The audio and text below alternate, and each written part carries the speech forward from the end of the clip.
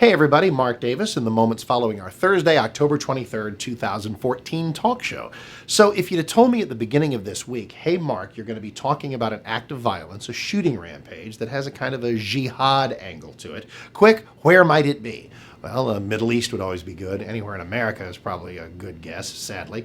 Europe is a super guess because the whole global jihad thing is overrunning Europe. Ottawa, Canada? Not so much, but that's exactly where it was. So, hey, Canada, welcome to the world. Here's what I mean. First, before we even get to the Islamist angle to this, let's just talk a little bit about evil.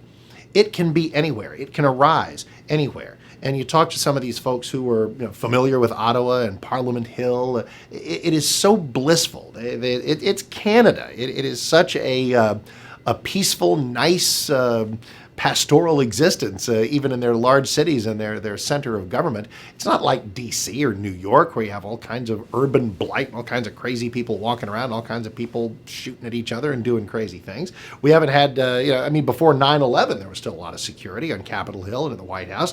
Now there's a lot more, although apparently not enough to keep the fence jumpers away. That's maybe a future blog or a future show topic. We need to start shooting those people, okay? More on that later. But in Canada, we now have the end of an idyllic era. The notion being that you could have just strolled along and walked up and into the halls of Canada's power structure and just had virtually no security, and because there seemed like there was no need for any. Well, I guess there are two kinds of places in the world: those that really, really know they need security, and those that don't know it, but they need it anyway. The bottom line being, because evil can arise absolutely anywhere. There are enough people in the world who refuse to admit that evil even exists. Well, trust me, it does. In fact, you'll get the occasional story like the guy now out in America's heartland somewhere in Indiana who's killed an unspeakable number of people. And so the Twittersphere goes, oh, we need to understand why this happens. Why does this happen? I'm so perplexed. How does this happen?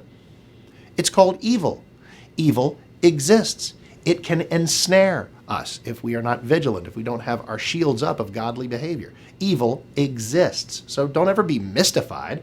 I mean, of course we grieve, of course we get angry, of course we recoil, but I'm always I'm mystified by the mystery. Mystified by people who are mystified by why evil things happen, because evil exists. All right, now let's talk about the newsworthy evil of the moment, global jihad. The Ottawa shooter was not a part of a big Al-Qaeda cell. You're going to hear this term a lot, the lone wolf. This is a term I think that's largely a media concoction.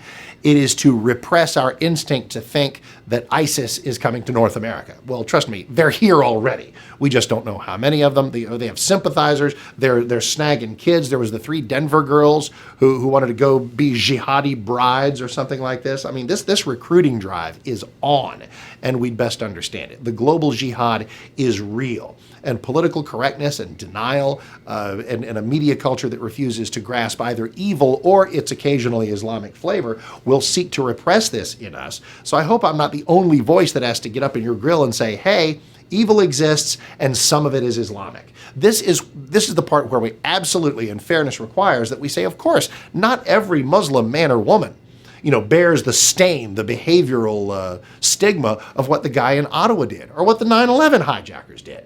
Not all Muslims are terrorists, but all the terrorists are Muslims lately. And that is an inextricable connection that we cannot be suppressed from making. Does it mean that we start punishing the Pakistani shopkeeper or looking askance at the new guy in the IT department who's from Kuwait? No, but just recognize that global jihad exists and you cannot defeat an enemy until you can speak truth to it. And then I guess that launches me into just another entire future talk show, future blog piece, and that is that we have completely failed. We are failing right now to meet the threat of jihad over there at its birthplace, over there in the Middle East. Our cutting and running from Iraq and Afghanistan is why ISIS is on the move, and ISIS on the move is what is energizing the people who are joining them, following them, and doing things in their name today. All right, there's a lot of material there. I'll let you go and decompress. Lord knows I will. And I'll see you on the next Mark Davis Show, 7 to 10 weekdays, Monday through Thursday, but Fridays, 5 to 10 a.m., because I do Bill Bennett's Morning in America. Join us early and often there on the radio, and always right here at 660amtheanswer.com.